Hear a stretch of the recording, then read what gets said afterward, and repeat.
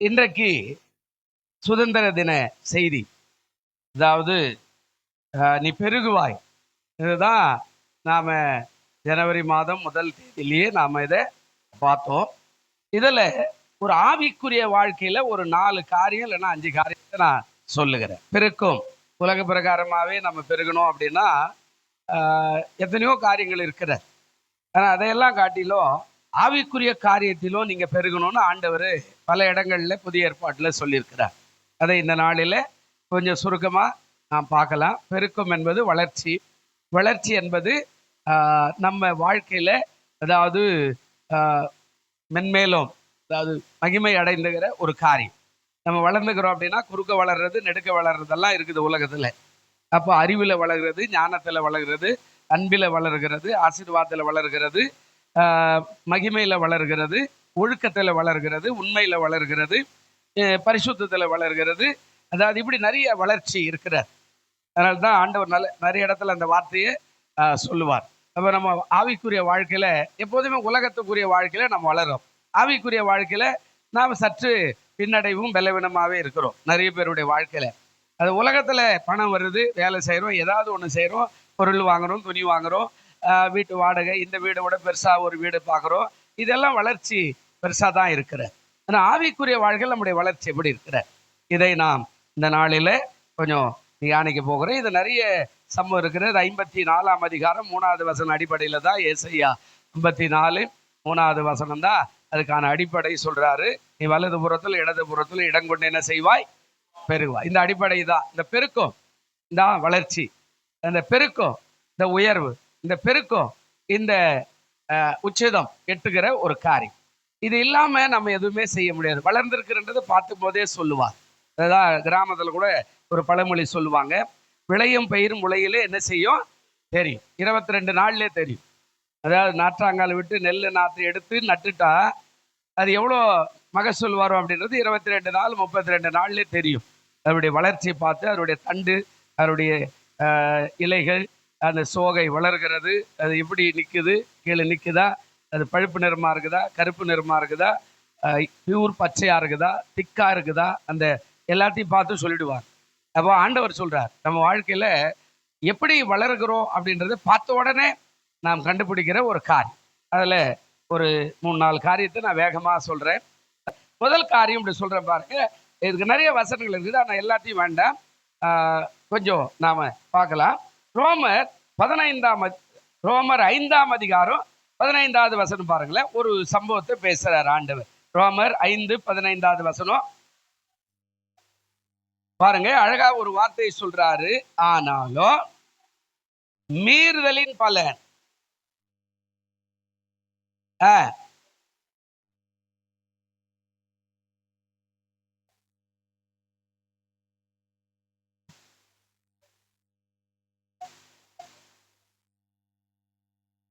இங்க ஒரு வார்த்தை சொல்றது. இந்த 15ஆம் அதிகாரம் ரோமர் 5:15 என்ன சொல்லுதுங்க? ஆனாலும் மீறுதலின் பலன் கிருபை வரத்தின் பலனுக்கு ஒப்பானது அல்ல. எவ்வளவு சொல்றாரு? ஒப்பானது அல்ல. அப்ப என்ன சொல்றாரு? ஒருவனுடைய மீறுதல்னாலே அநேகர் என்ன செய்தாங்க? மரித்திருக்கிறாங்க. தேவனுடைய கிருபையும் இயேசு கிறிஸ்து என்னும் ஒரே மனுஷருடைய கிருபையினாலே வரும் ஈவும் அநேகர் மேல் அதிகமா என்ன செய்கிறான்? பெருகி இருக்கு. 2 மனுஷரை காட்டுறேன். ஒண்ணு, ஒரு மனுஷருடைய மீறுதலாலே அநேகர் என்ன ஆயிட்டாங்க? ஆதாமுடைய காரியத்துல அநேகர் மரிச்சு போயிட்டாங்க. ஆதாமுடைய மீறுதல் அநேகரை பாவத்துக்குள்ளாக மாற்றி விட்டது, நரகத்துக்கு தள்ளி விட்டது. இப்ப அதை ஈடு கட்டுவதற்கு இயேசு என்னும் ஒரு மனுஷன் உலகத்துக்கு வந்தார், அவதார புருஷனாய் வருகிறார். அப்ப அவர் வரும்போது என்ன சொல்றாரு? கிருபையும் இயேசு கிறிஸ்து என்னும் ஒரே மனுஷருடைய கிருபையினால வரும் ஈவு. அதாவது ஈவு அப்படின்னா வெகுமதி என்று சொல்லப்படுகிற, கிஃப்ட் என்று சொல்ல, கேட்காத கிடைக்கிற ஒரு ஈவு. அவர் சொன்னார், கல்யாண பத்திரிகை கொண்டு வரல அப்படின்னா, நீங்க கொடுக்கலனா கூட நான் வருவேங்க, ஏன்னா இது நம்ம வீட்டு கல்யாணமே அப்படின்னு ஒரு உதாரணத்துக்கு சொன்னார். நீங்க மறந்துட்டா கூட நான் கல்யாணத்துக்கு வருவேன் அப்படின்னார். அப்போ இந்த ஆண்டவர் சொல்றாரு கிருபையின் ஈவு, அதாவது மிக, அதாவது என்ன சொல்றாரு அப்படின்னா உயர்ந்தது. இந்த கிருபை ஈவு இருக்குதே அது உயர்ந்தது. அது இப்போ யார் மூலியமா வருது? இயேசு கிறிஸ்து மூலியமா வருகிறது. அப்ப நாம எதுல வளரணும்? கிருபையின் ஈவு அப்படின்னா அந்த ஒரு விதமான வெகுமதியோடு கூட உயர்வான காரியத்துல நாம் வளரணும். அந்த ஆதாம மாதிரியே நம்ம இருந்தோம்னா நம்ம ஆதாமுடைய வாழ்க்கையில எல்லாருமே மறிச்சு போயிடுவான். நம்மள பாக்குறோம்ல, அவரே அப்படிங்கிறாருயா, வெள்ளைஞ்சலிமா இருக்கிறார், ஆனா அவர் பேசுற வார்த்தை எல்லாம் சரியில்லை, ஆமா அவர் நடக்க எல்லாம் சரியில்லை, அவரு இன்னும் ஒழுக்கமா இல்லை அப்படின்றவான்ல. அப்போ அவரை பார்த்து பின்மாற்றமாய் போய் மறித்து போடுவான். சொல்லுவாங்க உலகத்துல ஆட்டை கடிச்சு மாட்டை கடிச்சு மனுஷனை கிடைக்கிற மாதிரி எங்கேயோ நடந்து நேற்று ராத்திரி உங்களுக்கு ஒரு வேளை நியூஸ் தெரியுமான்னு தெரியல, திருவத்தூர்ல கரவடியா பள்ளியில ஒரு 30 பசங்க சேர்ந்து ஒருத்தரை வெட்டி போட்டா. நம்ம திருவற்றூர்ல. உங்களுக்கு தெரியுமா தெரியாது எனக்கு சரியா தெரியல. காலையில இருந்து நியூஸ்ல பேப்பரையும் பார்த்தா அப்படியே பக்கமா இருக்குது, நியூஸ்லயும் சொல்றா. ஆமா இதே ஊர்ல அன்னைக்கு கோவையில 3 நாளைக்கு முன்னாடி நடந்த மாதிரி இங்கேயும் அதே மாதிரி ஆயிடுச்சு. அப்போ ஆட்டை கடிச்சு மாட்டு கடிச்சு நம்ம ஊர்லயே வர மாதிரி அந்த மனுஷனுடைய மீறுதல். ஒருவனை பார்த்து அநேகர் இடறி போகிறார், ஆனா ஒருவனை பார்த்து அநேகர் உயர்ந்து முன்னேறப்பாகல இந்த காரை. இது என்னத்துக்கு சொன்னாரு? இப்போ மத்தேயு 20:28 கொஞ்சம் பாரு. மத்தேயு 20:28 வசனம். அந்த வசனம் அழகா சொல்றாரு. மத்தேயு 20:28 என்ன சொன்னாருங்க? வாசிங்க. என்னங்க? மனுஷகுமாரனும் ஊழியம் கொள்ளும்படி வராமல் ஊழியம் செய்யவோ அநேகரை மீட்கும் பொருளாக தம்முடைய ஜீவனை கொடுக்கவோ, அதான் கிருபையின் ஈவு. யார் அதை செய்வா? நம்ம பிள்ளை ரத்தம் இல்லைன்னா நான் கொடுக்குறேன் சார் டாக்டர் கிட்ட போய் நம்ம சொல்லுவோம், இல்லைங்க உங்க ரத்தம் செட் ஆகாது. அப்ப யாரு போய் கேட்டுவா? ஐயோ நானே உடம்பு சரியில்லையே, என்னைய வந்து ரத்தம் கேட்குறேன், ஐய எங்க வீட்டுக்காருக்கே முடியலைங்க, அவருக்கு இந்த மாதிரி இப்படி சொல்லிட்டு ஒதுங்கிடுவாங்கல்ல. அந்த கிருபை நீவு சொன்ன அந்த கிருபை யார் செய்யறா? அதான் போயிட்டா எப்படின்னா போட்டோம், ஆண்டவராவது அவர் சொல்ற வார்த்தையாவது. எனக்கு அதெல்லாம் இல்லை, பழம் அழகா இருக்குது, என் மனைவி பொறிச்சாங்க கொடுத்தாங்க, சாப்பிட்டுட்டேன், அவ்வளவுதான், முடிஞ்சு போச்சு.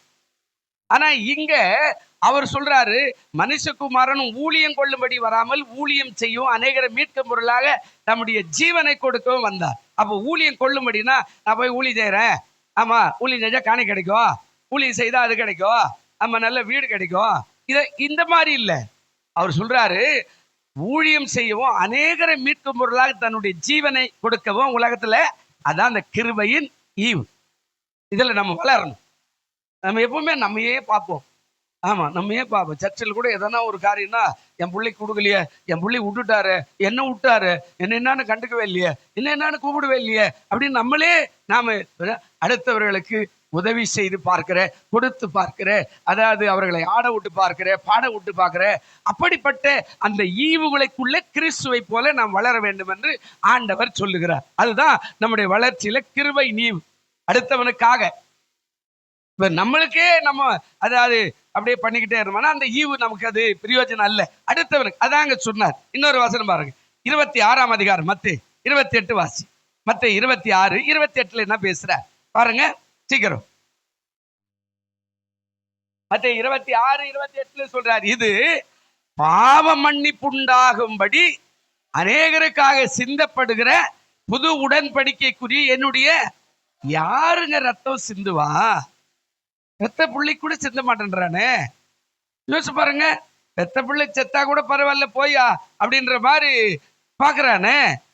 அப்ப என்ன பண்ண முடியும்?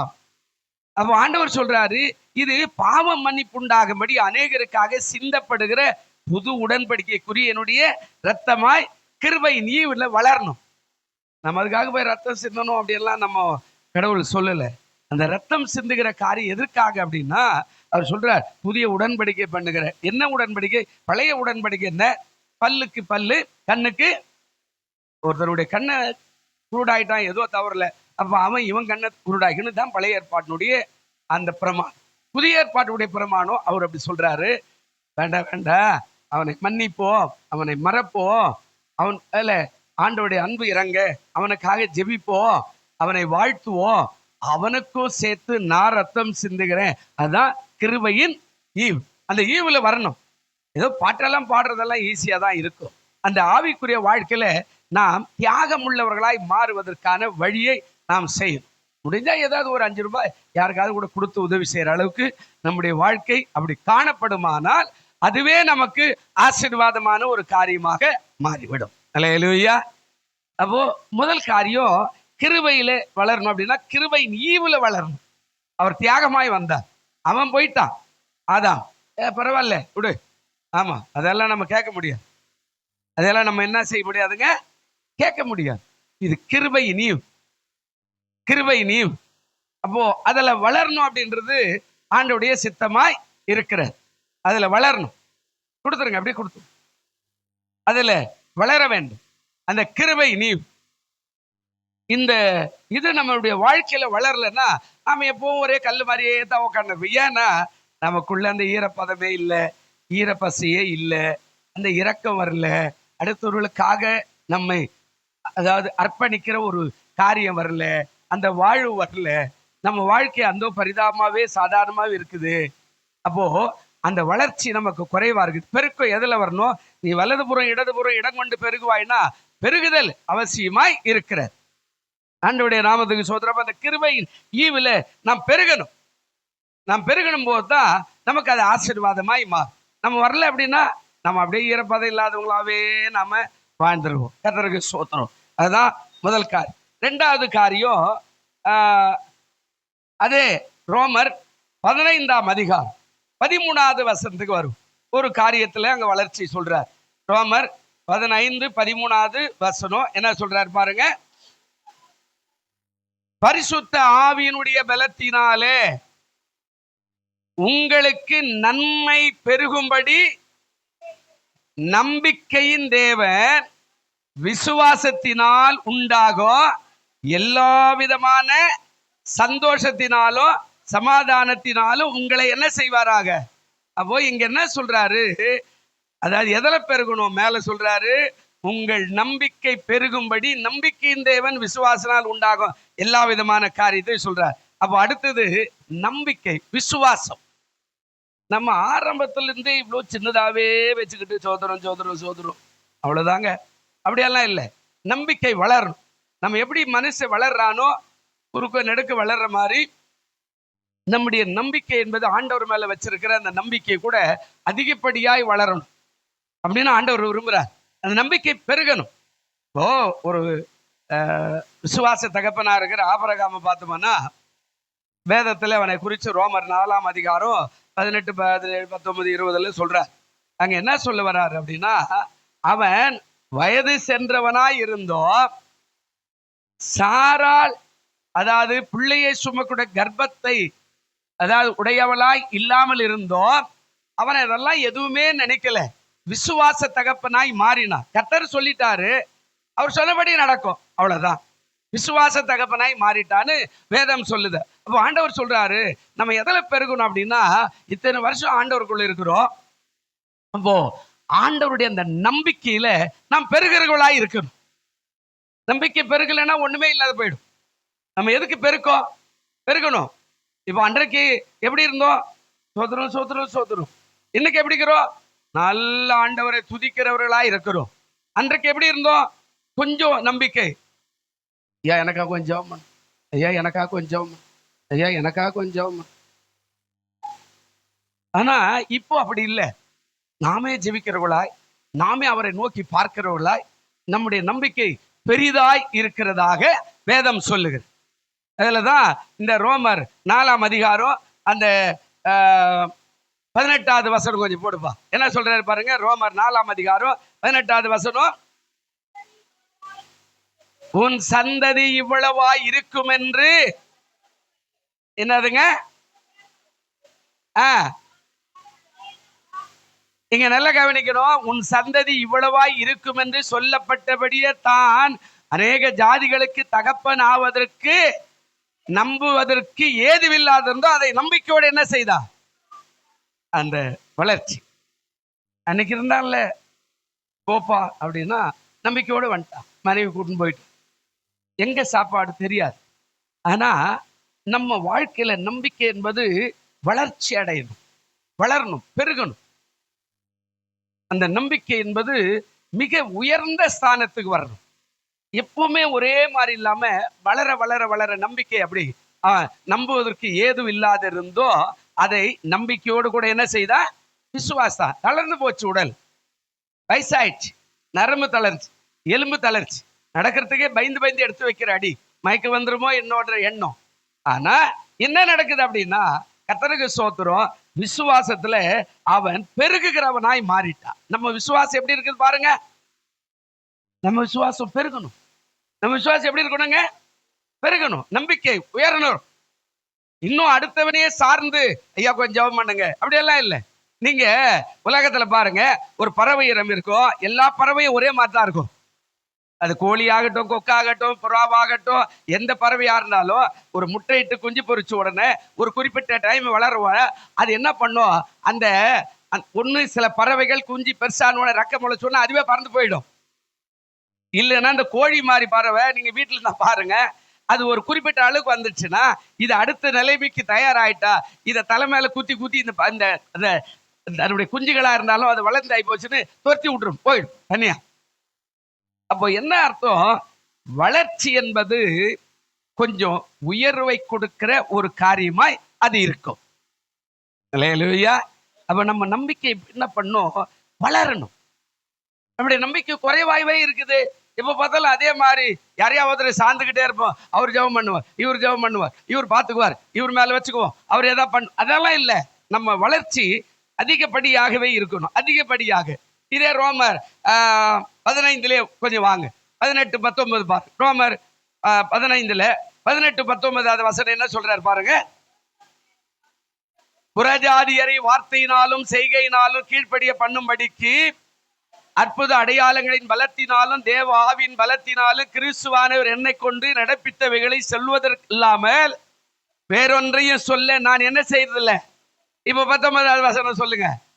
இப்படி எருசலேம் துவங்கி சுற்றிலும் இல்லிருக்கும் தேசம் வரைக்கும் கிறிஸ்துவின் சுவிசேஷத்தை பூரணமாய் பிரசங்கித்து இருக்கிறேன். யாரு சொன்னாலும் யாரு சொல்லாவிட்டாலும் நான் எப்படி இருக்கிறேங்க, வளர்ந்து பிரசங்கிக்கிறேன். என்னை அடிச்சாலும் என்னை உதைச்சாலும் நான் ஆண்டவருக்குள்ள நடந்துகிட்டே இருக்கிற நம்பிக்கை வளருகிற, என்னுடைய நம்பிக்கை வளர்கிற, என்னுடைய நம்பிக்கை உயர்கிற. நம்ம என்ன பண்றோம், நம்ம நம்பிக்கை வளரவே இல்லை, பெருகவே இல்லை, அப்படியே இருக்கிறோம். அந்த காலத்துலயே அப்படின்னா ஒரு சின்ன ஒரு சொல்லுவாங்கல்ல, ஒரு சின்ன ஒரு பிரச்சனை கூட நம்மளை ஆட்டி படைச்சு வெளியே அமிச்சிடும், கிறிஸ்து விட்டு தூரமா போற மாதிரி பண்ணிடும். அப்ப நம்ம வளரல. இன்னும் கூட ஒரு வசனம் இருக்குது பாருங்க, 1 கொரிந்தியர் 15-13 வசனம் கொஞ்சம் பாருங்க. 1 கொரிந்தியர் அதாவது 15-13 வசனம் பாருங்க.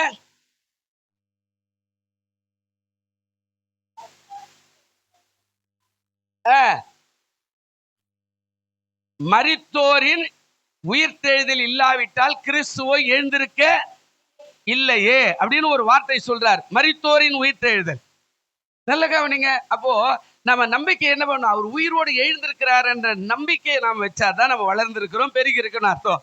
நமக்கு என்ன தெரியும், அவன் சொல்றான் பக்கத்துல இருக்கிறவன் கன்சாமி முன்சாமி சொல்ற மாதிரியே அவரும் ஒரு கடவுள் தான், இவரும் கடவுள் தான், எம்மதமும் சம்மதம் தான் அப்படின்ற மாதிரி நாம் அவங்க சொன்னது நாம கேட்டது எல்லாம் ஒன்று தாங்க அப்படின்ற மாதிரி எல்லாம் இருப்போம். அதல்ல, நமக்காக ஒருவர் மரித்து நமக்காக ஒருவர் உயிர்த்து எழுந்திருக்கிற அந்த காரியத்தை நாம் செய்ய அதுவே நமக்கு ஏதுவா இருக்கிறது. அல்லேலூயா. அப்ப நம்பிக்கையில வளரணும், நம்பிக்கை குறைவா இருக்கக்கூடாது. எதுக்காக நம்ம ஆராதனைக்கு வரோம், எதுக்காக அப்படின்ற முதல்ல அறிஞ்சுக்கணும்.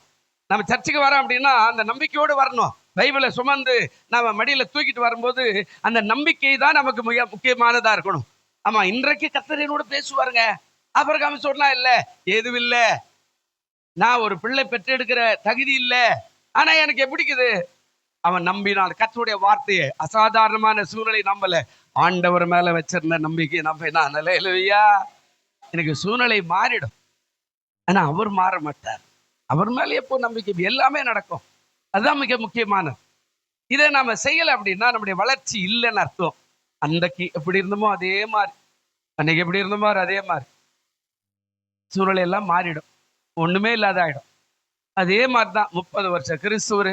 அப்போ அங்க என்ன நடக்குதோ அதே மாதிரி இப்போ இவரும் செய்யறாரு, கொஞ்சம் கூட மாற்றமே இல்லை அப்படின்னா நம்முடைய வளர்ச்சி குறைவாய் இருக்கிறது என்பது அர்த்தம். அந்த ஒரு வசனம் பாருங்க, 1 தெசலோனிக்கேயர் நிருபம் 1ஆம் அதிகாரம் 5-6 வசனம் வாசி.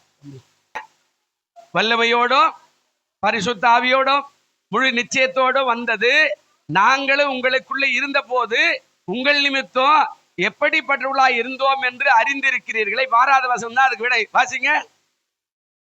என்ன சொல்ற? நீங்கள் மிகுந்த உபத்திரவத்திலே பரிசுத்த ஆவியின் சந்தோஷத்தோட திருவசனத்தை ஏற்றுக்கொண்டு எங்களையும் கர்த்தரையும் பின்பற்றுகளாய் மாறினீர்களே.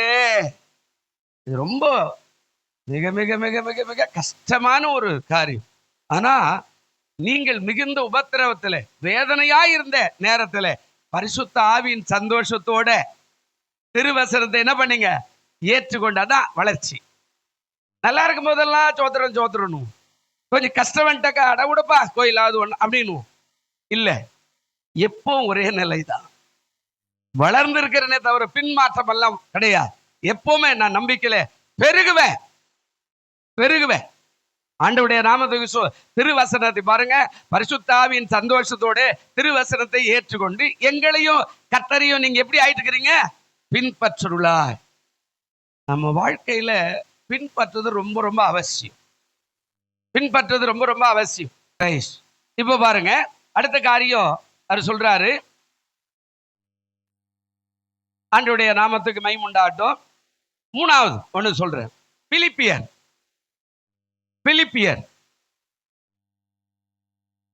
1ஆம் அதிகாரம் 1வது வசனம். அடுத்த பெருக்கம். முதல்ல கிருபை நீவு. அந்த கிருபை நீவுல நீங்க பெருகணும். இதுல இல்ல அப்படின்னா அந்த கிருபையே நீங்க இல்லாத ஆள் மாதிரி ஆயிடுது. 2வது நம்பிக்கை, விசுவாசத்துல எப்போதும் பெருகணும். விசுவாசம் நல்லா பெருகணும். சாதாரணமா பெருகக்கூடாது. விசுவாசம் நல்ல பெருகி முன்னேற்ற பாதைக்கு வரணும். அன்றைக்கு இருந்த விசுவாசத்தோட அபாரமான விசுவாசம் இருக்கணும். இன்னைக்கு கர்த்தர் என்ன ஆசீர்வதி பாருங்க. அன்னைக்கு நம்ம அடுத்தவனை சார்ந்திருந்தோம். இன்னைக்கு அப்படி இல்லைங்க. நானே ஜெபிக்கிறேன், நானே ஆராதிக்கிறேன், நானே வசந்த தியானிக்கிறேன், நானே வசந்த படிக்கிறேன், நானே வசந்தன் மேல நம்பிக்கை வச்சுக்கிறேன், நானே எல்லாம். அந்த நம்பிக்கை அதான் ஆபிரகாம் சொன்ன. நீ போப்பா அப்படின்னா முதல் காரியத்துல போறான். இப்போ சொல்றான் உனக்கு ஒரு பிள்ளை கிடைக்கணும். எப்படி கிடைக்கும்னா நட்சத்திரத்துல பாரு அப்படின்னா நட்சத்திரத்தை பார்த்துக்கிட்டே இருக்கிறான், பிள்ளை கிடைக்குது. விசுவாசம் மாறிடுச்சு, வளர்ந்துட்டான்.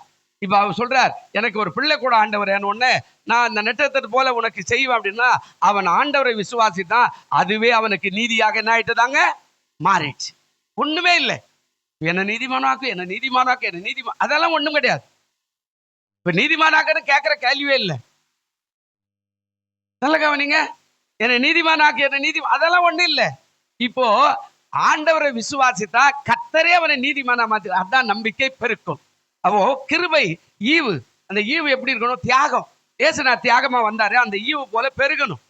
நமக்குள்ள அந்த ஈரப்பசியே இல்லை அப்படின்னா நம்ம இன்னும் பெருகலன்னு அர்த்தம், வளரலன்னு அர்த்தம். இப்ப 2வது அந்த நம்பிக்கை, விசுவாசம். எப்பவுமே விசுவாசம். கொடுத்தாலும் நான் கடவுளுடைய பிள்ளை, கொடுக்கலனாலும் நான் கடவுளுடைய பிள்ளை. அல்லேலூயா. நம்ம இருக்கிறோம். ஆமா, நம்ம எதாவது கிடைச்சாதான் நான் சோத்துருவேன், எதுவும் கிடைக்கல கடவுள் எல்லாம் வேணான்னு சொல்றேன்னா நம்ம ஆண்டவருடைய பிள்ளையா இருக்க முடியாது. எப்பவுமே இருக்க முடியாது. நம்மளுடைய வளர்ச்சி இல்லைன்னு அர்த்தம். நான் கொடுத்தாலும் ஆண்டவருடைய பிள்ளைதான், கொடுக்கலனாலும் ஆண்டவருடைய பிள்ளைதான். ஒருவேளை நான் ஆண்டவருக்கு கொடுத்தாலும் ஆண்டவருடைய பிள்ளைதான். என்னால கொடுக்க முடியலன்னா நான் ஆண்டவருடைய பிள்ளைதான். ஆனா பிரயாசப்படணும். அதுதான் இங்க சொல்றார். 3வது பிலிப்பியர் 1ஆம் அதிகாரம் 9வது வசனத்துக்கு வந்தீங்கன்னா ஒரு சம்பவத்தை அவர் பேச. அடுத்த வளர்ச்சி என்னன்னு பாருங்களேன். பிலிப்பியர் 1ஆம் அதிகாரம் 9வது வசனம்.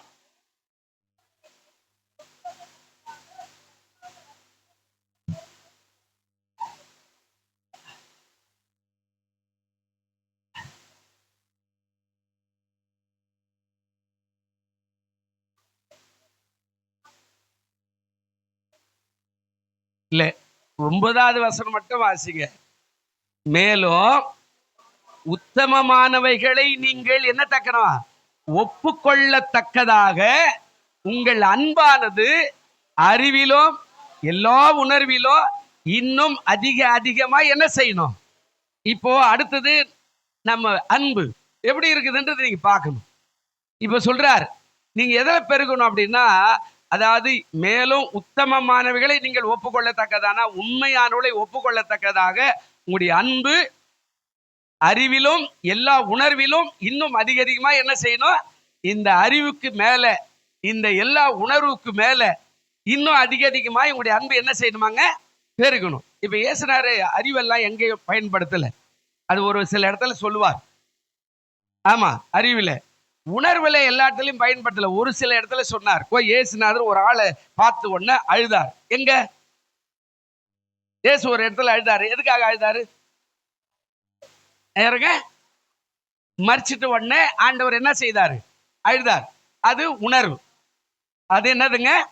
உணர்வு. அறிவு எங்க அப்படின்னா பல இடங்கள்ல அதை நிரூபிச்சிருக்கிறார். அறிவுள்ள மனுஷன் அப்படின்னு சொல்லி பல இடங்கள்ல அந்த அறிவாளியா அதை காட்டினார். எந்த ஒருத்தர் கூப்பிட்டு சொல்றாரு, எப்பா கட்டடத்தை கட்ட போற, நீ கட்டுவதற்கு முன்னாடி உட்கார்ந்து செல்லும் செலவை முன்னாடி கணக்கு பார்த்துட்டு போய் கட்டு, இல்லைன்னா உன்னால கட்ட முடியல அப்படின்னா நீ எல்லாரும் பரிகாசம் பண்ணுவாங்கன்னு அந்த அறிவை அங்க காட்டினார் புதிய ஏற்பாட்டுல. இது மாதிரி நிறைய இடத்துல அறிவா பேசியிருப்பார். ஆமா, நிறைய காரியங்கள். ஆனா இங்க எதில் பெருகணும் அப்படின்னா உங்களுடைய அன்புல நீங்க என்ன செய்யணும்? பெருகணும். உங்களுடைய அன்புல என்ன பண்ணுங்க? பெருகணும். அந்த அன்புல நீங்க பெருகி இருக்கிறீங்களா? அன்னைக்கு இருந்த அன்போட இன்னைக்கு அன்பு நிறைய இருக்குதா? உங்க மனைவி மேல, உங்க புருஷன் மேல, உங்க பிள்ளைகள் மேல, உங்களுடைய பெற்றோர் மேல, உங்க உறவு முறை மேல, உங்களுடைய வேலையின் மேல, உங்களுடைய வியாபாரத்தின் மேல, உங்களுடைய சபையின் மேல, உங்களுடைய ஊழியக்கார மேல, உங்களுடைய பக்கத்து வீட்டுக்கார மேல, உங்களோட வேலை செய்யற ஆட்கள் மேல அன்பு இருக்குதா? பெருகி இருக்குதா? பெருகணும். இதைத்தான் இங்க சொல்றார். எல்லாத்திலும் அந்த அறிவிலும் உணர்விலும் இதை விட அதிகமா பெருகணும்னா அன்பு அதிகமா இருக்கணும். இயேசு அன்பாகத்தான் உலகத்துல வந்தார். அல்லேலூயா. அந்த வசனம் பாருங்க, யோவான் 3ஆம் அதிகாரம் 16 வசனம். சண்டே கிளாஸ்ல சொல்லி கொடுத்துருப்பாங்க. சொல்லி பாருமா என்ன சொல்லுதுமா? யோவான் 3ஆம் அதிகாரம் 16வது வசனம் இருக்குதாமா? சண்டே கிளாஸ்ல சொன்ன வசனம் மனப்பாடமா சொல்லுமாமா?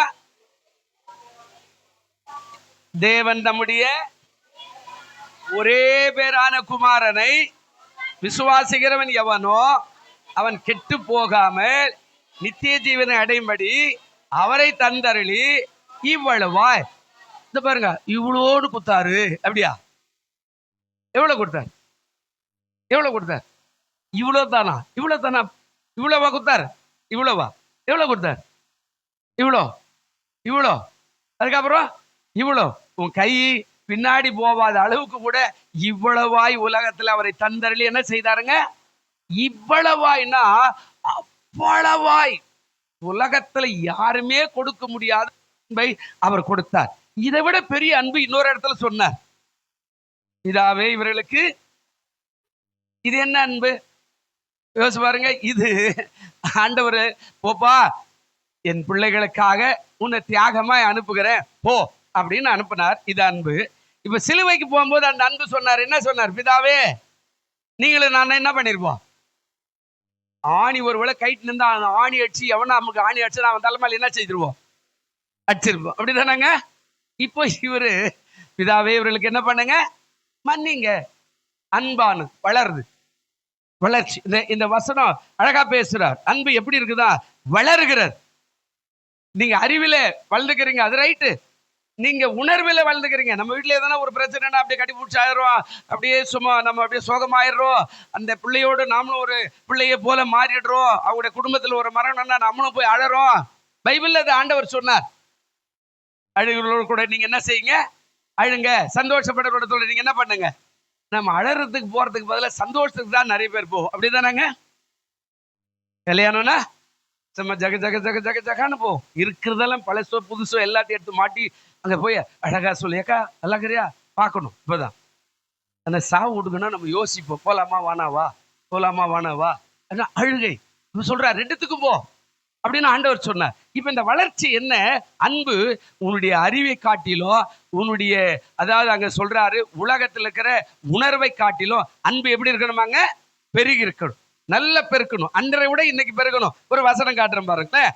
இப்போ மறுபடியும் 1 தெசலோனிக்கர் 3ஆம் அதிகாரம் 12வது வசனத்துக்கு வாங்களேன். ஒரு வார்த்தை சொல்றார் பாருங்க. 1 தெசலோனிக்கர் 3ஆம் அதிகாரம் 12. நாங்கள் உங்களிடத்துல வைத்திருக்கிற அன்பு கொப்பாய் நீங்களும் ஒருவரிடத்தில் ஒருவர் வைக்கும் அன்பிலும் மற்றெல்லா மனுஷரிடத்துல வைக்கும் அன்பிலும் கர்த்தர் உங்களை பெருகவும் நிலைத்துவங்கவும் என்ன செய்வாரா? அப்ப என்ன சொல்றாரு? நாங்க உங்களிடத்துல வச்சிருக்கிற அன்பு கொப்பாய். நான் ஊழியக்கார அப்படின்னு சொல்றார் பவுல். சொல்றார், நான் ஊழியக்கார, நாங்க உங்க மேல அன்பு வச்சுக்கிறோம், நீ எப்படியாவது பரலோகத்துக்கு போகணும், இதுக்காக தான் ஜெபம். இப்ப இந்த கூட்டம் என்னத்துக்கு? இன்னைக்கு சும்மா ஒரு சிம்பிளா சொல்றேன், ஒரு 10,000 ரூபாய் செலவு பண்றோம். இருக்குதோ இல்லையோ, பாக்கெட்ல இருக்குதோ இல்லை யாரை கொடுத்தானோ கொடுக்கலையோ, அதெல்லாம் ஒரு பக்கம் இருந்தாலும் உங்களுக்கு இப்ப செய்யறேன்னா இது நிறைய பார்சலுக்கு துட்டுக்குது, அதனால வச்சுக்கிட்டு ஏதோ சோத்தை போட்டு ஏதோ, அதெல்லாம் இல்லைங்க. எப்படியாகிலும் உங்களை பரலோக ராஜ்யத்துக்கு நடத்த வேண்டும் என்று ஊழியர்கள் நினைக்கிறாங்களே, அதாங்க பவுல் எழுதுறாரு. உங்களிடத்துல வைத்திருக்கிற அன்பு கொப்பாய் நீங்களும் ஒருவரிடத்துல ஒருவர் வைக்கும் அன்பிலோ, அடுத்த காரியம் சொல்றாரு, நீங்களும் ஒருவரிடத்துல ஒருவர் வைக்கிற அன்பு பெருகணும். அன்பிலோ மற்றெல்லா மனுஷத்துல வைக்கிற அன்பிலோ கர்த்தர் உங்களை என்ன பண்ணுவாராக? பெருகவோ நிலைத்துவங்கன்னா பெருகணும், அது நிலைக்கணும். அல்லேலூயா. பெருகுன்னா ஒரு மரம் வைக்கிறோம், மரம் வளருது, காய் கொடுக்குது, ரைட், முடிச்சு வெட்டுறா மரத்தை, அப்படியெல்லாம் இல்லை. இது நிலைக்கணும். மரத்துல பல மரம் இருக்குது, ஒரே ஒரு காய் கொடுக்கிற மரம் என்ன மரங்க? வாழை மரம். ஒரு வருஷத்துல ஒரு முறை வந்தா அதுக்கப்புறம் அதுக்கு என்ன இல்லை, சான்ஸ் கிடையாது, முடிஞ்சு போச்சு அதோடைய சப்ஜெக்ட். ஆனா அதே நீங்க மாமரம் எடுத்துங்க, இல்ல கொய்யா மரம் எடுத்துங்க, இல்ல கிச்சிலி மரம் எடுங்க, இல்ல வேற ஏதோ ஒரு மரம் எடுங்க, இந்த மரம் பறிக்க பறிக்க பறிக்க பறிக்க வருஷம் வருஷம் என்ன பண்ணும்? அதான் நிலைத்துவங்க செய்கிற அன்பு. இது நிலைக்கிற அன்பு, அது முடிஞ்சு போன அன்பு. அப்ப இயேசுனார் என்ன சொன்னாரு? ஒன்று, அந்த காரியத்துல நீங்க நிலைக்கணும், மற்ற எல்லா மனுஷரிடத்திலும். அப்படி என்ன சொல்றாரு? ஒருவரில் ஒருவர் அன்பு, எல்லார் மேல வைக்கிற அன்பு. அன்புதான் உலகத்துல அவர் சொன்னார். அன்பின் தேவன் எதுக்கு ஏசினாரு பேருனா, அன்பினாலதான் கட்டினாரு சபையை. உலகத்துல அன்பினாலதான் மக்களை ஆதாயம் பண்ணார். ஒரு இடத்துல அறிவை காட்டல, ஒரு இடத்துலயும் உணர்வை காட்டல, ஒன்று இடத்துல காட்டினார். மீது எல்லா இடத்துலயும் அன்புதான். அந்த அன்பினாலதான் ஆண்டவர் சேர்த்தார். அன்பினாலதான் ஆர்வோன் அரண்மனையில நியாய விசாரணை நடக்கிறது. நியாய விசாரணையில ஆண்டவர் கட்டப்பட்டிருக்கிறாரு. கட்டப்பட்டிருக்கும் போது ஒருத்தர் குத்துறான், அப்படி குத்திட்டு கண் திஷ்டியில சொல்றான், கண்ணு முடிந்தே, யார் அவனை உன்னை குத்துன்னு சொல்ல முடியுமா? ஒண்ணுமே செய்யல. எல்லாம் முடிஞ்சு ஒரு இடத்துல கேட்பாரு, அப்படியே அந்த வார்த்தையை சொல்றார், சகோதரா என்னை எதற்காக நியாய விசாரணை, எதுக்காக என்ன அடிச்ச, நான் என்ன தப்பிதம் பண்ண, ஒரே வார்த்தை. அதுக்கப்புறம் வார்த்தையே பேசல. அவன் பார்வோன் ராஜா போறான் வரான், என்னென்ன பண்றான், எல்லாத்தையும் பண்றான், எல்லாம் செஞ்சுறான், ஒண்ணுமே இல்லை. அவன் கேட்கிறான், நான் என்னால நினைச்சா உன்னை விடுதலை ஆக்கிட முடியும், ஏன் வாய் திறக்க மாட்டேன்? ஒரே வார்த்தை, ஒரு வார்த்தை சொன்னாரு, மேலேகிற தேவன் அல்லாமல் உன்னால் ஒன்றுமே செய்ய முடியாது. முஷ்டார், ஒரே வார்த்தை. அவன் பிரயாசப்பட்டு வெளியில போய் சொல்லிட்டான், எனக்கு அதிகாரங்கிறது ஏசுனார் விடலான்னா ஒரு வார்த்தையும் பேசல, அவர்கிட்ட ஒரு குற்றத்தையும் காணல, அதனால நான் கை கழுவிக்கிறேன், அந்த நீதிமானுக்கு விரோதமா நான் எந்த குற்றமும் செய்ய மாட்டேன் அப்படின்னு சொல்லி கை கழுவிட்டான். அப்போ அன்புதான் நம்ம பெருக்கத்துக்கு உயர். நம்ம அன்பினால எல்லாத்தையும் சாதிக்கலாம். அன்புல வளரணும், அன்புல வளரணும். இப்ப அதே 1 தெசலோனிக்கேயர் 4ஆம் அதிகாரம் 9-10 வாசம் என்ன சொல்றாரு பார், கொஞ்சம் வேகம். 9ஆம் அதிகாரம் 10வது வசனம், சாரி 4ஆம் அதிகாரம் 9-10 என்ன சொல்றாருங்க? சகோதர சிநேகத்தை குறித்து நான் உங்களுக்கு எழுத வேண்டுவதில்லை, நீங்கள் ஒருவரில் ஒருவர் அன்பாய் இருக்கும்படி தேவனால் போதிக்கப்பட்டவர்களாய் இருக்கிறீர்களே. நீங்க ஒருவரில் ஒருவர் எப்படி இருக்கணுமா? அன்பா. அந்தபடி நீங்கள் என்ன சொல்றாரு?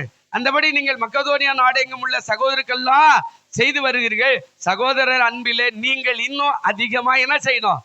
பெருகும். இந்த அன்பு தான் உலகத்தை கட்டி ஆளும். அந்த அன்பு தான் உங்களை ஆசீர்வதிக்கும். அந்த அன்பு தான் உங்களுக்கு நன்மை செய்யும். அந்த அன்பு தான் உங்களை பரிசுத்தப்படுத்தும். ஆனா நீங்க அந்த அன்பு இல்லைன்னா, வளரல அப்படின்னா, நீங்க அப்படியே தான் இருப்பீங்க. எல்லாரும் ஒதுக்கிடுவா. அன்பினால தான் கட்டப்பட்டார் இயேசுனார் உலகத்துல. இந்த உலக சுவிசேஷத்தை எப்படி நான் அன்பினால போய் மீன் பிடிக்கிறவன் பார்த்து சொல்றார், சகோதரா என் பின்னே வா, உன்னை மனுஷரை பிடிக்கிறவளா நான் என்ன செய்வேன்? மாற்றுவேன். சிம்பிள் வார்த்தை. அவன் பின்னாடி வந்துட்டான், அவரை கொண்டு போனார். நீங்க போய் எல்லாத்தையும் செய்யுங்க. காட்டி கொடுக்கிறவனை பார்த்து ஒரு வார்த்தை சொன்னார், சீக்கிரம் செய்ப்பா அப்படின்னார். இதெல்லாம் நீங்க பாருங்க, அவருடைய அன்பு பெருகிச்சு. ஒரு நாளும் அந்த அன்பில் இருந்து அவர் மாறவே இல்லை. ஆகிற வரையில அந்த அன்பில தான். கடைசியா நமக்கு ஒரு அன்பு சொல்லிட்டு போனார். என்ன சொன்னார்? திருவிருந்துக்கு சொன்னமே அந்த வார்த்தை சொன்னார். என்ன சொன்னா? நான் வருவளம் இதை நீங்கள் என்ன செய்யுங்க? செய்யுங்கள். ஒரு வார்த்தை நமக்கு சொல்லிட்டு போனார். அன்பா, நான் வருமளவு திரும்பி வரும் வரையில நீங்க என்ன செய்யுங்க? இந்த திருவிருந்தை பயன்படுத்துங்க, நான் வரும் வரையில அப்படின்னு சொல்லிட்டு போயிட்டார். அந்த புது உடன்படிக்கை, ஒருவர் ஒரு காலை கழுவுற உங்களுக்கு முன்மாதிரி காட்டு போறேன். நீங்க இந்த தாழ்மை, காலை கழுவுறதுன்னா தாழ்மை. ஒருவேளை அது பாவம் இல்லை, அவன் பெரிய ஆளு வச்சு அப்படியெல்லாம் இல்லை, ஒரு தாழ்மை. அந்த அன்புனால தான் இந்த உலகத்தை அவர் கட்டி வச்சிருக்கிறார் இன்ன வரைக்கும். இயேசு அன்பினால தான் இந்த உலகத்தை. அதனால தான் எல்லா தெய்வத்தை விட இயேசு அன்பானவர் அப்படின்னு சொல்லுவான். எல்லாருக்கிட்ட போய் நீங்க சாதாரண பாமரனும் பெரியவனுக்கிட்ட இயேசு நல்ல தெய்வங்க, ஜீசஸ் நல்ல ஆண்டவருங்க அப்படின்னு சொல்லுவான். எல்லாருமே ஏன்னா அவ்வளவு அன்பானவர். அப்போ ஆண்டவர் சொல்ற அந்த அன்பில் நீ பெருகணும் அப்படின்னா, உங்க வாழ்க்கை பெருகத்துக்கு நீ வழி செய்யல அப்படின்னா ஒன்றுமே வழி இல்லாத போயிடும். அப்போ ஒன்று, நீங்க கிருபை ஈவுல பெருகணும். அந்த ஈவு தியாகம். ஆண்டவர் தியாகமா வந்தார். நம்மளால ஒரு ரூபாய் கூட ஒரு பிச்சைக்காரனுக்கு போட முடியல. நம்முடைய ஈவு எப்படி பெருகி இருக்குது? வளரவே இல்லையே. நீங்க யோசிச்சு பாருங்க. வளரணும். அந்த கிருபையில, அந்த ஈவுல அதிகமா வளரணும். அந்த ஈரப்பதம் நம்முடைய கண்கள்ல, நம்முடைய இருதயத்துல, நம்முடைய நெஞ்சில, நம்முடைய சிந்தையில அந்த ஈரப்பதம், அதான் அந்த கிருபை நீவு. அது இருக்குதுன்னா ஐயோ பாவம் அப்படின்னு. அடுத்த காரியம் அங்க சொல்றாரு, நம்பிக்கை. விசுவாசத்துல முன்னை விட 30 வருஷம் ஆயிட்டோம்னா அதிகமான விசுவாசம் நமக்கு இருக்கணும். மலையே போற மாதிரி இருந்தா கூட நாம ஸ்டடியா கர்த்தர் செய்வாருங்க அப்படின்ற விசுவாசம். மூணாவது என்ன சொல்றாருங்க? என்னாச்சுப்பா? மூணாவது என்ன நடக்குது அப்படின்னா, அன்பு, நேசம். அன்பு எப்படி இருக்கணும்? அன்புல வளரணும். அந்த அன்பு வர வர அதிகமாக நம்ம தவிர ஒரு நாள் என்ன செய்யக்கூடாதுங்க? குறையக்கூடாது. எல்லாரும் மேலும், இயேசு மேலே இருக்கணும், உங்க மேல இருக்கணும், உங்க குடும்பத்து மேல இருக்கணும், உங்க வேலை மேல இருக்கணும், உங்க ஆவி ஆத்மா சரீரத்திலையும் நீங்க அன்பு கூறணும். நம்ம சில பேர் குளிக்கவே மாட்டான், எப்ப பார்த்தாலும் குளிக்காம உட்கார்ந்து இருப்பான். இந்த சரீரத்தை நல்லா வச்சுக்கணும், ஆசை இருந்தா நல்லா குளிச்சு நல்ல ஆரோக்கியமா இருக்கணும், நல்ல உணவை ஆரோக்கியமா சாப்பிட்டு நல்ல ஆண்டவருக்கு என்று வாழணும். அதை செய்யணும். அதை நேசிக்கிற அன்பு தான் இந்த ஆவி ஆத்மா சரீரம். அதுக்கு அடுத்தது நம்முடைய சகோதர சிநேகம், நம்முடைய உறவு முறை, சொந்த பந்தங்கள், சபை, ஊழியக்காரன், நம்ம பக்கத்துல அக்கத்துல வேலை செய்யற வியாபாரத்துல எல்லார் மேலும் அந்த அன்பு. இந்த அன்புக்கு அவன் கட்டுப்பட்டவனாய் மாறிடுவான். அதுல பெருகணும் அப்படின்னா. அடுத்த காரியம் 2 கொரிந்தியர் 9:8 கொஞ்சம் வாசி. 10 நிமிஷத்துல முடிச்சிடுறேன். சரியா 12:30 மணிக்கு முடிச்சுட்டு கேள்வி பதிலுக்கு போவேன். கர்த்தருக்கு ஸ்தோத்திரம். பாருங்க, 2 கொரிந்தியர் 9:8 வசனம் வாசிங்க. மேலும் நீங்கள் எப்படி இருக்கிறீங்களாங்க? எல்லாவற்றிலும் எப்பொழுதும் சம்பூர்ணமாய், என்ன சொல்றாருங்க? சம்பூர்ணமுடையவர்களாயும் சகல விதமான நற்கிரியைகளிலும் எப்படி இருக்கணுமாங்க? பெருகுருளாய் இருக்கும்படியாக தேவங்கள் உங்களிடத்துல சகல விதமான கிருபையும் பெருக செய்ய. அடுத்தது நற்கிரியை, நல்ல காரியம், நல்ல கிரியை. எப்பவுமே தீமையை நீங்க மறந்துடுங்க. மனதில் கூட அது சொல்லுவான், டாக்டர் சொல்லுவான், டைவெர்ட் பண்ணுப்பா அப்படின்னு சொல்லுவான். டைவெர்ட் பண்ணு அப்படின்னு. நல்ல கவனிங்க, மனசுல இருக்கிறத கொஞ்சம் டைவெர்ட் பண்ணு. அல்லேலூயா. அது தூக்கிடு அந்தாண்ட அப்படின்னு சொல்லுவான். அது அல்ல டைவெர்ட் பண்ற காரியம். ஆண்டவருடைய நாமத்துக்கு ஸ்தோத்திரம். இந்த மனசுல இருக்கிற தீமையை அப்புறப்படுத்துங்க. அந்த மூலியவை அப்புறப்படுத்துங்க. பெஞ்சு மேல்வை நல்ல கவனிங்க, மனதில் இருக்கிற காரியத்தை அப்புறப்படுத்துங்க. இது அப்படியே வச்சுக்கிட்டு ஐயோ நான் என்ன பண்ணுவேன், இப்படி சொல்லிட்டானே, என்ன ஆவானோ, என்ன பண்ணுவானோ, என்ன அதே பேசினீங்கன்னா நீங்க வளர மாட்டீங்க. இப்ப அடுத்தது எதுல வளரணும் அப்படின்னா, ஆண்டவர் சொல்றாரு, நற்கிரியைகள், நல்லதை செய்வதற்கு நீங்க பெருகி இருக்கணும். ஒரே காரியத்துல பெருகக்கூடாது. நல்லதை செய்யறதுக்கு நீங்க பெருகணும். நற்கிரியைகள், நல்ல கிரியைகள். உங்களை பார்த்த உடனே சொல்லணும் நல்ல கிரியைகள். ஆனா நீங்க அப்படி இல்லை அப்படின்னா அந்த பரிதாபம் தான். நல்ல கிரியைகள் வளரணும். ஆமா, இந்த கலைகள் எல்லாம் அப்புறப்படுத்துற மாதிரி நம்ம மனசுல, நம்முடைய உள்ளத்துல, நம்முடைய எண்ணத்துல, நம்முடைய சிந்தையில, நம்முடைய குடும்பத்துல, நம்முடைய வேலையில, வியாபாரத்துல டைவெர்ட் பண்ணிடணும், வெளியில அமைச்சிடணும். அதெல்லாம் வேண்டாம். நல்ல கிரிகள் ஆண்டவர் அதை விரும்புறார். அதெல்லாம் சொல்றார், நீங்கள் எல்லாவற்றிலும் எப்போதும் சம்பூர்ணம் உடையவர்களாயும் சகலவித நற்கிரிகளை எப்படி இருக்கணுமா? பெருகணும். இதுதான் நம்முடைய வளர்ச்சியை காட்டும், ஆவிக்குரிய வளர்ச்சி. நல்ல கிரியை செய்யறவன். ஒரு கடைக்கு போனேன், தவறுதலா கொடுத்துட்டான். ஆமா, 10 ரூபாய் கொடுத்தா 17 ரூபாய் கொடுத்தான். எனக்கு 2 ரூபாய் தான் கொடுக்கணும். 8 ரூபாய்க்குன்னு ஒரு ஏதோ ஒரு வாங்கினேன். அவன் 2 ரூபாய் கொடுக்க பதிலாக 17 ரூபாய் கொடுத்தான். நான் கேட்டேன், எவ்வளோங்க இந்த விலை அப்படின்னா, சார் 8 ரூபாய் தான் சார், நான் சரியாத்தானே கொடுத்துக்கிறேன். இல்லை அதிகமாக கொடுத்துக்கிறேன் பாரியானா 17 ரூபாய் கொடுத்துட்டான். ஐயோ சாரிங்க. அது வாங்கிட்டு திருப்பி வரும்போது, சார் கொஞ்சம் நில்லுங்க அப்படின்னு. அது திரும்பி ஒரு வார்த்தை சொன்னான், நீ கிறிஸ்துவரா? ஆமா. ஓகே, இப்போ அவனுக்கு தெரிஞ்சு போச்சு, நம்ம கிறிஸ்துவனாத்து திருப்பி கொடுத்துருவோம். நம்ம சொல்றாரு, நற்கிரியைகள்ல நாம் வளரும். நம்ம எல்லாம் என்ன பண்ணுவோம்? சோத்திரம்பா, இன்னைக்கு 10 ரூபாய் கடவுளை படி அளந்துட்டாரு, சோத்திரம் சோத்திரம் சோத்திரம். பைபிள் இல்லை. அது போயிடும். அது தவறுதலா வந்தா கூட அது போயிடும். அப்படி அல்ல, நம்ம எப்போதும் இப்படிதான் இருக்கணும். என்ன சொல்ற? நல்ல கிரியைகள்ல பெருகிறோம். மார்க் எழுதின இயேசுநாதர் சொல்றாரு பார், மார்க் எழுதின சுவிசேஷம் 14ஆம் அதிகாரம் 6வது வசனம் இருக்குது பாருங்க. தம்பி உட்காரு, உட்கார்ந்து குடி. ஆண்டவர் சொல்றாரு மார்க் 14:6 என்ன சொன்னார் பாருங்க. இயேசு அவர்களை நோக்கி, அவளை நீங்க விட்டுருங்கப்பா, ஏன் அவளை தொந்தரப்படுத்திருக்கிறீங்க? என்னிடத்துல நல்ல கிரியைகளை அவள் செய்திருக்கிறாள். அந்த உங்களுக்கு எனக்கு அந்த அந்த அந்த தியாகம் வருமா? நல்ல கிரியைன்னா இந்த மாதிரி ஒரு பெரிய பாட்டில்ல அந்த தைலம் நற்கிரியை அந்த இஸ்ரவேல்ல அந்த பெண்கள் வந்து சேகரித்து வைக்கணும். இன்னைக்கு நம்ம சேகரிக்கிறோமோ இல்லையோ, நம்ம பெற்றோர் நமக்கு சேகரிக்கிறாங்க. பெண் பிள்ளை கல்யாணம் பண்ணி கூட கட்டில் பீரோ அது இதுன்னு போட்டி அவங்களுக்கு கொடுத்து அனுப்புறாங்களா, அது போல அந்த ஊர்ல ஒரு அந்த நல்ல தைலம் பரிமள தைலத்தை சேகரித்து புருஷ வீட்டுக்கு எவ்வளவு எடுத்துன்னு போறாங்களோ அவ்வளவு மரியாதை. இது நான் வந்து உலக பிரகாரமா மலேசியாவுக்கு போயிருந்தப்போ நான் பார்த்தேன்.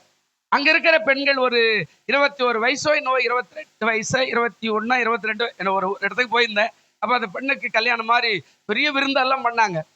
நல்லா அழகா ஆடைகள் போட்டு விலை உஸ்தரமான நல்ல வஸ்திரத்தை வாங்கி கொடுத்து அவருடைய குடும்பத்தார் விருந்து வச்சு ஊராரெல்லாம் கூப்பிட்டு எல்லாம் விருந்து பண்ணி அவங்கள பண்ணாங்க. எதுக்கு அப்படின்னு கேட்டேன். இந்த பிள்ளை மேஜர் ஆயிடுச்சு, இனிமே எல்லா முடிவும் இந்த பிள்ளை எடுக்கலாம், இந்த பிள்ளையே வேலைக்கு போய் இந்த பிள்ளை சம்பாரிச்சுக்கலாம், கார் வாங்கிக்கலாம், எதுவுமே எல்லாம் இந்த பிள்ளை எடுக்கலாம் அப்படின்னு அன்றைக்கே அதை பண்றாங்க.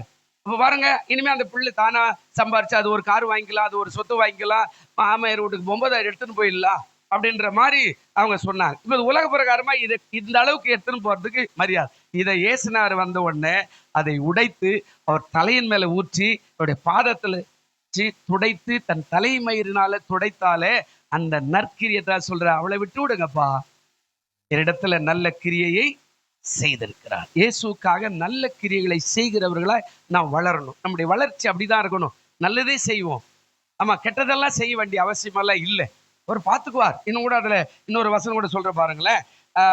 அப்போஸ்தலர் நடவடிக்கைகள் 9:36 கொஞ்சம் பாருங்க. சீக்கிரம் இன்னும் ஒரு காரியத்தை சொல்லி நான் முடிச்சிடறேன். அப்போஸ்தலர் நடவடிக்கைகள் 9:36 வசனத்துல சொல்றார், யோப்பா பட்டணத்துல கிரேக்க பாஷையிலே தொற்கால் என்னும் அர்த்தம் கொள்ளும் தபித்தால் என்னும் பேருடைய ஒரு சீஷி இருந்தால், அவள் நற்கிரியைகளையும் தர்மங்களையும் மிகுதியாய் செய்து கொண்டு வந்தார். இதுதான் நற்கிரியை, நல்ல கிரியை, என்றைக்கும் பலன் கொடுக்கும். அதுதான் அப்படியே உலகத்துல இந்த வார்த்தை உலகத்துல அந்த காலத்து பெரியவங்க மாத்தி போட்டாங்க. தர்மம் என்ன செய்யுங்க? தலை காக்கும். தர்மம் நம்ம குடும்பத்தையே காக்கும் அப்படின்னு சொன்னாங்க. அப்படி இல்லை, தர்மம் தலையை காக்கும் அப்படின்னு சொன்னார். எப்படி? நல்ல கிரியை, நல்ல கிரியை, நற்கிரிகள்ல வளரணும். நீங்க ஒவ்வொரு முறையும் வளரணும்.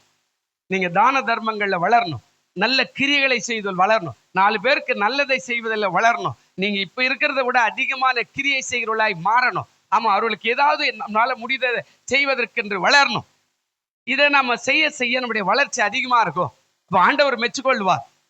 அதனால்தான் ஆண்டவர் பல இடத்துல சொல்லுகிறார், நான் அவனை குறித்து சந்தோஷப்படுகிறேன்.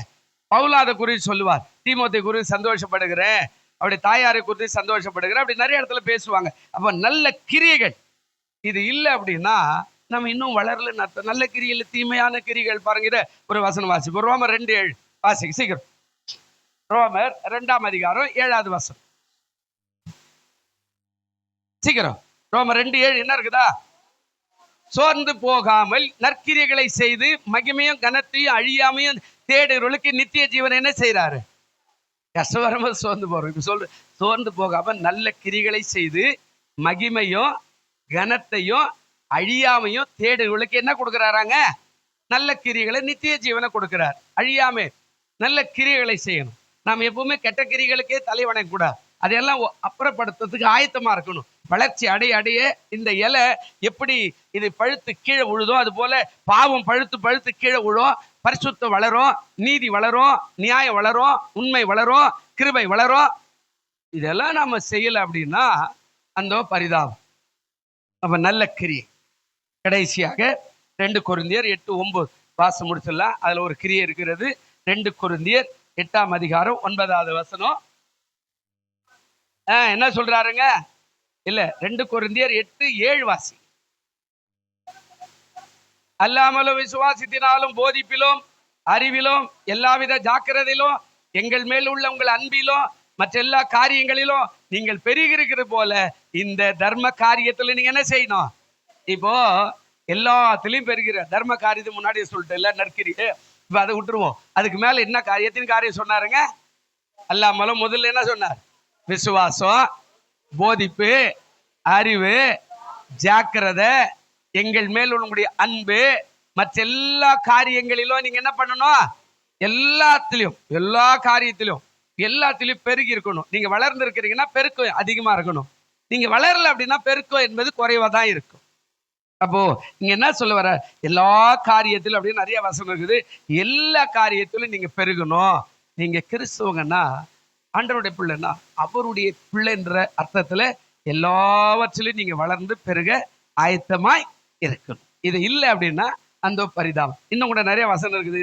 இதுலயே கூட 2 கொரிந்தியர்ல இப்போ அது 9ஆம் அதிகாரம் 6வது வசனத்துல கொஞ்சம் 10வது வசனம் வரைக்கும் வாசிங்க, முடிச்சிடுற சீக்கிரம். என்னவெனி சிறுக விதைக்கிறவன் சிறுக இருப்பான், பெருக விதைக்கிறவன் பெருக இருப்பான். அவனவன் விசதமாயமல்ல கட்டாயமல்ல தன் மனதில் நியமித்தபடியே கொடுக்க கடவன். உற்சாகமாய் கொடுத்தால் தேவன் பிரியமாய் இருக்கிறார். 8வது வசனம், மேலும் நீங்கள் எல்லாவற்றிலும் எப்போதும் சம்பூர்ணமாய் சகல நற்கரிகளும் பெருகுள்ளாயிருக்கும்படியாக தேவனுடைய சகலவித கிருபையும் பெருக செய்ய வல்லவராக இருக்கிறார். 9வது வசனம், வாரி இறைத்தான் ஏழைகளை கொடுத்தான், அவருடைய நீதி என்றென்றைக்கு நிற்கும் என்று எழுதியிருக்கிறது. 10வது வசனம், விதைக்கிறவனுக்கு விதையும் புசிக்கிறவனுக்கு ஆகாரத்தை அளிக்கிறவர் உங்களுக்கு விதை அளித்து அதை பெருக பண்ணி உங்கள் நீதியின் விளைச்சலை என்ன செய்வாரு? இது எல்லாமே இருக்குது. பணத்தை மட்டும் சொல்ல, இதுல எல்லாமே இருக்கு. கைப்பிரயாசம், வேலை, வியாபாரம், உன்னுடைய வார்த்தை, உன்னுடைய செவி, உன்னுடைய கண்கள், உன்னுடைய இச்சை, உன்னுடைய நோக்கம், உன்னுடைய தரிசனம், உன்னுடைய கனவு எல்லாமே இதுல அடைக்கப்பட்டிருக்கிறது. இதுல நீங்க பெருகி இருக்கணும். அதை சொல்றாரு. உங்கள் நீதியின் விளைச்சல் அவர் என்ன பண்றாரா? வர்த்திக்க வர்த்திக்க, அதாவது அதை பெருக செய்யும் போது நீங்க உலகத்துல பெருகி ஆசீர்வாதமான பிள்ளைகளாய் மாறிடுவீங்க அப்படின்றார். எல்லாவற்றையும் ஒண்ணு மட்டும் இல்லை, அப்படி நீங்க ஒவ்வொன்னா ஸ்டெப் பை ஸ்டெப்பா நீங்க வளர்ந்து பெருகளாய் நீங்க இருக்கணும் அப்படின்றது தேவனுடைய சித்தமாய் இருக்கிறது. அல்லேலூயா. அப்ப நீங்க பெருகணும், நீங்க பெருகணும். நீங்க பெருகல அப்படின்னா ரொம்ப கஷ்டம். அப்ப பெருக்க அவசியம். இந்த பெருக்கத்துல தான் நீங்க ஆவிக்குரிய காரியம். உலகத்துல எப்பவுமே பெருகிறோம். ஆமா, அந்த வேலை சரியில்லைங்க, சம்பளம் கிடைக்கல, வேற வேலைக்கு போயிடுறேன், ரைட், இதை விட 5000 ரூபாய் அதிகமா கொடுக்குறேன், அது பெரிய பெருக்கம் தான். இப்போ இந்த வண்டி சரியில்லைங்க, வேற ஒரு வண்டி வாங்குறேன், அப்ப இதோட கொஞ்சம் அதிகப்படியான வேலை, அதுவும் பெருக்கம் தான். சரி, இந்த பேண்ட் ஷர்ட் சரியில்லை, ரொம்ப நாள் ஆயிடுச்சு, இப்போ ஒரு பெருசா எடுக்கிறேன், அதை விட இது அதிகமான வேலை, இதுவும் பெருக்கம் தான். இந்த பைபிள் சின்னதாகுது, கிழிஞ்சு போச்சு, வேற ஒரு பைபிள் வாங்குறேன், அன்னைக்கு அது 200 ரூபாய், இன்னைக்கு இது 400 ரூபாய், இதுவும் பெருக்கம் தான். ஆனா எல்லாவற்றிலும் இது மாதிரி எல்லாவற்றிலும் ஆவிக்குரிய நன்மைகள்ல எல்லாவற்றிலும் நீங்கள் பெருகி வளரும் போது கர்த்தர் உங்களை ஆசீர்வதிப்பார். நல்ல பிதாவே, இந்த செய்தியை கேட்டுக்கொண்டிருக்கிற பார்த்து கொண்டிருக்கிற எல்லாரையும் ஆசீர்வதிக்கிறோம். அது கிருபை கூட இருக்கும். இவர்கள் ஆவிக்குரிய காரியத்துல வளர்ந்து பெறுகிறவர்களா இருக்க உதவி செய். இயேசுவின் நாமத்துல வேண்டிக் கொள்ளுகிறோம் நல்ல பிதாவே, ஆமேன்.